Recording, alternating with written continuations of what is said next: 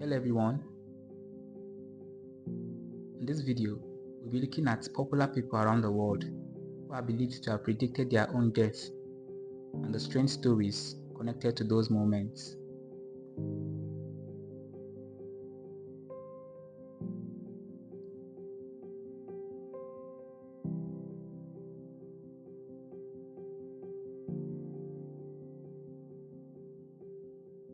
Abraham Lincoln was born on February 12th, 1809 in a small log cabin in Hardin County, Kentucky, now known as LaRue County. He grew up in poverty with little formal education, but developed a sharp, self-taught mind that would later define his leadership. Lincoln became the 16th President of the United States of America on March 4, 1861, leading the United States through the American Civil War. By 1865, the war was nearly over, and Lincoln had become one of the most powerful and controversial figures in America. A few days before his death, Abraham Lincoln had a dream that felt so real. One evening, while speaking with a small group of friends and members of his cabinet in the White House, Lincoln told them about the dream. He said he found himself in the dream walking through the halls of the White House. Everywhere felt unusually quiet, and as he moved from room to room, he heard people weeping. He approached the scene and saw a crowd gathered around a covered body. Confused, he approached one of the guards and asked, "Who died in the White House?" The guard replied, "The president was killed by an assassin." A few days after sharing the dream, precisely on April 14, 1865, Abraham Lincoln attended a play at Ford's Theater. There, he was shot in the back of his head by an assassin named John Booth. Lincoln was carried across the street to a boarding house, and on April 15, 1865, which was the next morning, he was confirmed dead.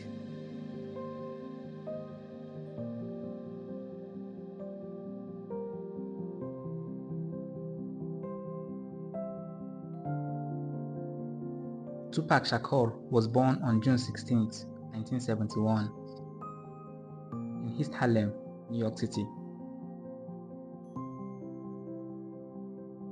Raised in a household deeply involved in activism and surrounded by the struggles of urban life, Tupac was exposed early to issues of inequality, violence, and social injustice. Tupac Shakur became one of the most influential rappers and cultural icons of the 1990s. Known for his raw honesty, social commentary, and poetic lyrics, he gave voice to struggles faced by African American community and spoke boldly about violence, injustice, and mortality. Long before his death, Tupac openly spoke about the possibility of dying young. In interviews and songs, he made statements that now feel prophetic. One of his most cited predictions came in a 1995 interview. During the interview, Tupac said, and I quote, "I don't know how much longer I am going to be here. I might not make it past 25, you know. That's just how life is. I've been shot before. I could get shot again. I might die tomorrow, and I want people to understand who I really am."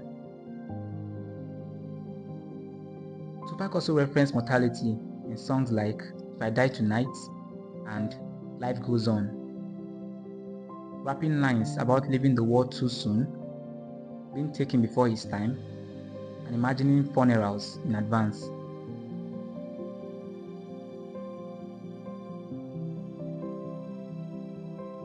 On September 7, 1996, Tupac was shot multiple times in a drive-by shooting in Las Vegas, Nevada, United States, while riding in a car with Suge Knight.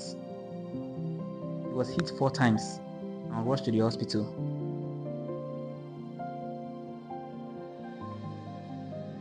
Despite medical efforts, Tupac died 6 days later on September 13, 1996, at the age of just 25.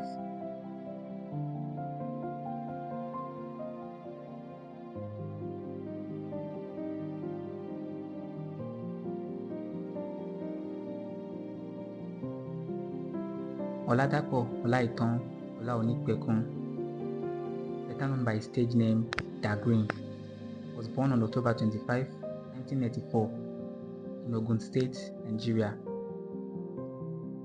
He grew up in the bustling streets of Lagos State, Nigeria, where the grind and raw energy of urban life shaped both his personality and his music. Da Green became one of Nigeria's most influential rappers, particularly known for his dynamic use of Yoruba language, English, and Pidgin English in his lyrics. Da Green helped pioneer the use of indigenous languages in Nigerian hip-hop, paving the way for a generation of artists who would follow in his footsteps. His influence on the culture was profound and lasting. Just before his death, Da Green recorded a song that would later become one of the most haunting parts of his legacy. He titled the song, If I Die. In the chorus of the song, he delivers a line that fans now see as prophetic.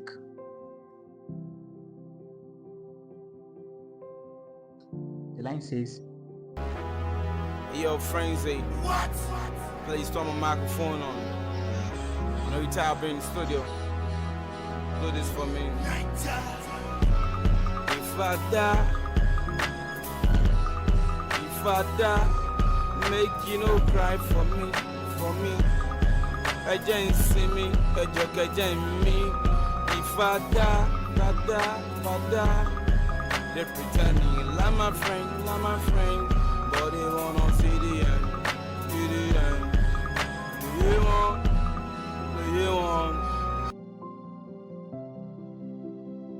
Translated roughly to English, this means, if I die, don't cry for me. Let me rest, let me breathe. In the song, he did not speak abstractly. He addressed the idea of his own death and how those around him should react.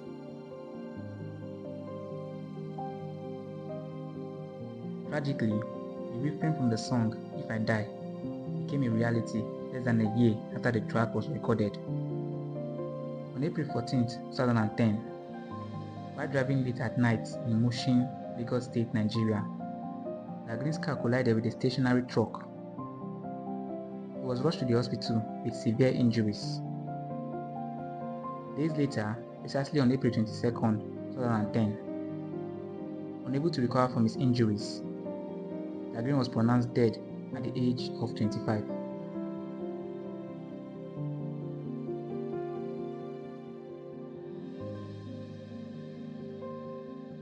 Christopher Wallace, famously known as the Notorious B.I.G., was born on May 21, 1972, in the neighborhood of New York, United States of America. Raised by a Jamaican mother, Boleta Wallace, Biggie grew up in a tough environment surrounded by crime, which would later shape both his music and his life story. Biggie Smalls, as he was also called, rose to become one of the greatest rappers of all time.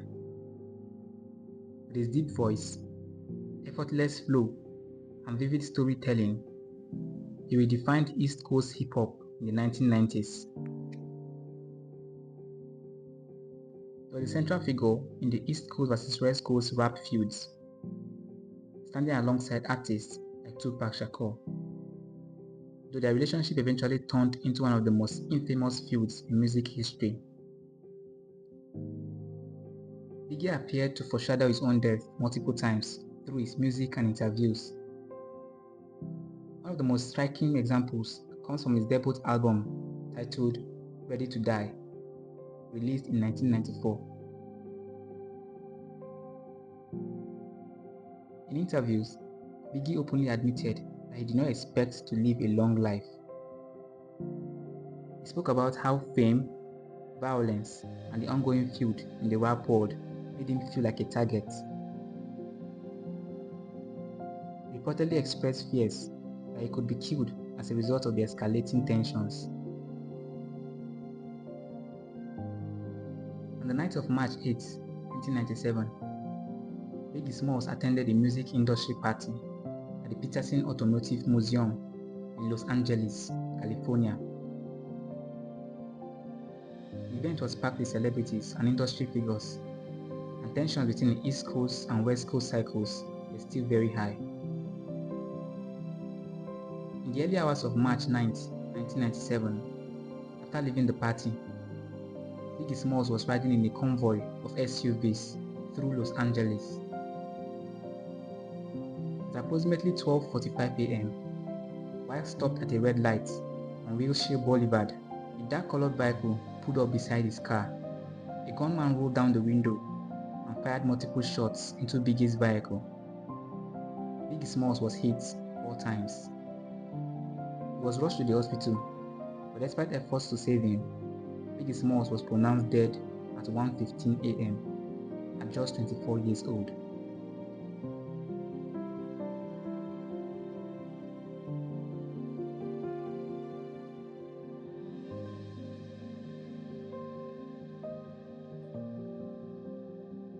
Jesse Dwayne Ricardo Onfroy, known to the world as XXS Tentacion, was born on January 23, 1998, in Florida, United States. He had a troubled childhood, marked by instability, time spent in juvenile detention, and struggles with anger and mental health. Despite this, he discovered music early and used it as an emotional outlet, a decision that would eventually change his life and the sound of modern hip-hop. XXXTentacion rose to fame through platforms like SoundCloud, becoming one of the leading voices of a new generation of artists. Songs like Look at Me and Sad propelled him into global stardom.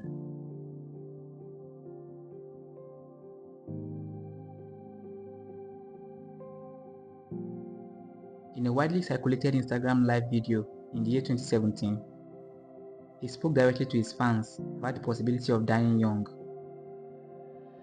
In that video, he said that if he were to die or be sacrificed, he wanted to ensure that his life had meaning and that he had made at least 5 million children happy.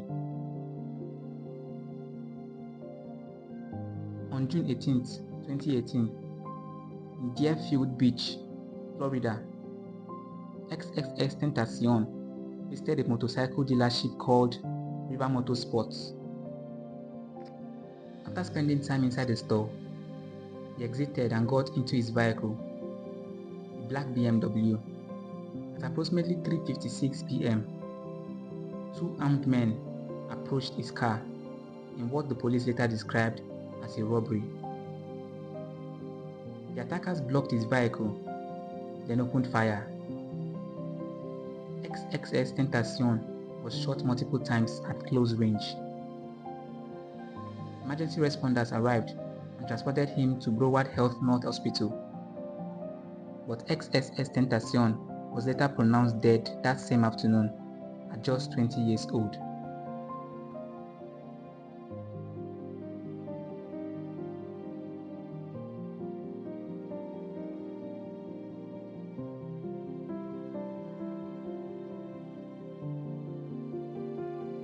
Samuel Langhorne Clemens, later known by his pen name Mark Twain, was born on November 30, 1835, in Florida, United States. His birth coincided with the appearance of Halley's Comet, a rare celestial event that appears roughly every 75-76 years. A coincidence that would later become central to one of the most famous death predictions in history. Mark Twain became one of the greatest writers in American history, often called the father of American literature. He authored timeless classics like The Adventures of Tom Sawyer and Adventures of Huckleberry Finn. He authored works that not only entertained but also challenged social norms, particularly around race and morality in 19th century America. Mark Twain made one of the most precise predictions about his own death. In the year 1909, he famously said, and I quote, "I came in with Halley's Comet in 1835. It is coming again next year, and I expect to go out with it." End of quote. Mark Twain even added that it would be a great disappointment if he did not die when the comet returned. In April 1910, Halley's Comet became visible from Earth once again, just as predicted. Then on April 21st, 1910, only one day after the comet made its closest approach to Earth, Mark Twain died at his home in Redding, Connecticut, United States. He was 74 years old at the time of his death. Thank you so much for watching. If you enjoyed this video, please don't forget to like, share, and subscribe to this channel. See you in our next video.